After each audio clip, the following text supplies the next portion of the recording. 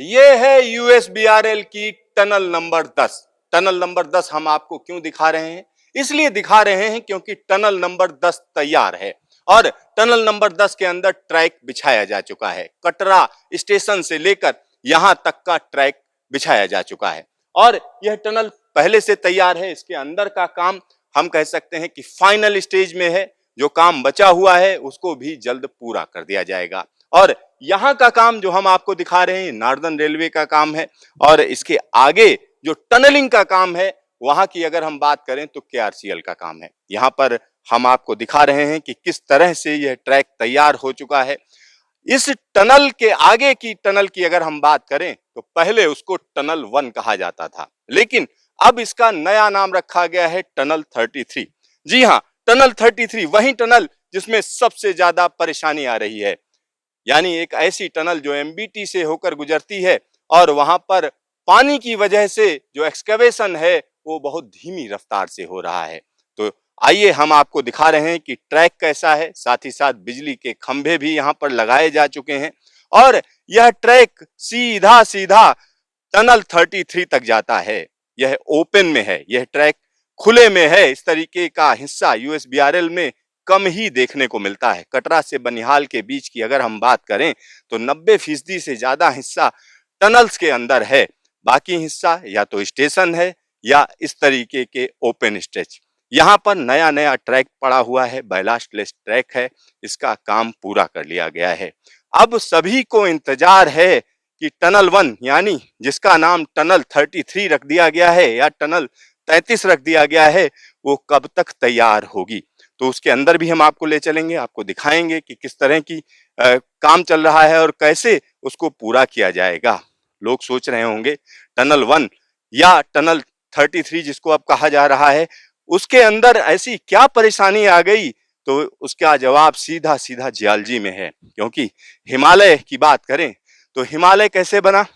Plate tectonics की theory के मुताबिक ये सीधा सीधा दो प्लेटों में टकराव है और दो प्लेटों में टकराव से हिमालय का जन्म हुआ। लेकिन हिमालय में कई ऐसी जियोलॉजिकल फॉर्मेशन है जहां टूट फूट ज्यादा है। उसी में एक अगर हम जियोलॉजिकल फॉर्मेशन की बात करें तो वो एमबीटी है। तो एमबीटी एक ऐसा इलाका जहां पर जो धरती की ताकतें हैं वो आपस में जबरदस्त तरीके से अपना असर दिखाती हैं।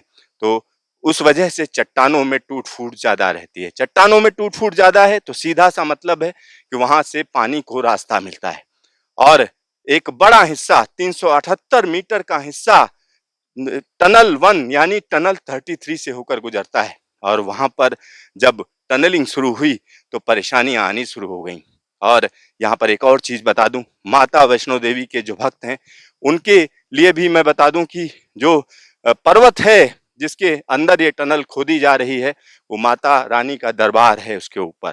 तो कहीं ना कहीं यहाँ पर जो नेचर की फोर्सेज हैं उनका असर जबरदस्त तरीके से दिख रहा है। यहाँ हम आपको ओपन का ट्रैक दिखा रहे हैं, साथ ही साथ उस पर्वत को भी हम आपको दिखाएंगे कि आखिरकार जिस पर्वत की मैं बात कर रहा हूँ वो पर्वत कौन सा है। तो ये त्रिकूट पर्वत है।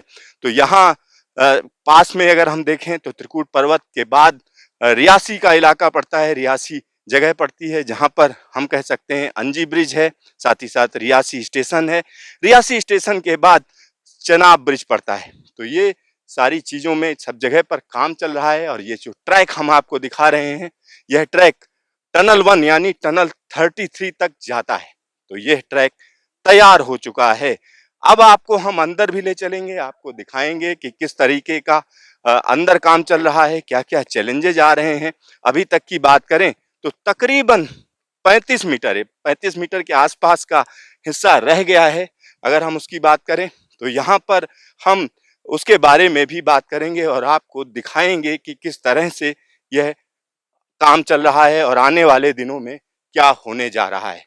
तो यहाँ पर मैं एक और चीज बताना चाहूंगा कि इस ट्रैक की अगर हम बात करें तो यह ट्रैक अत्याधुनिक है। निश्चित तौर पर कहा जा सकता है ज्यादातर हिस्सा बैलास्टलेस है और बैलास्टलेस हिस्सा वो हिस्सा है जिसमें हम कह सकते हैं कि लोगों को मेंटेनेंस की जरूरत नहीं पड़ती है। जब इस तरीके के ट्रैक पहाड़ों पर बनाए जाते हैं, टनल्स के अंदर बनाए जाते हैं तो उसमें आमतौर पर बैलास्टलेस ट्रैक रखा जाता है।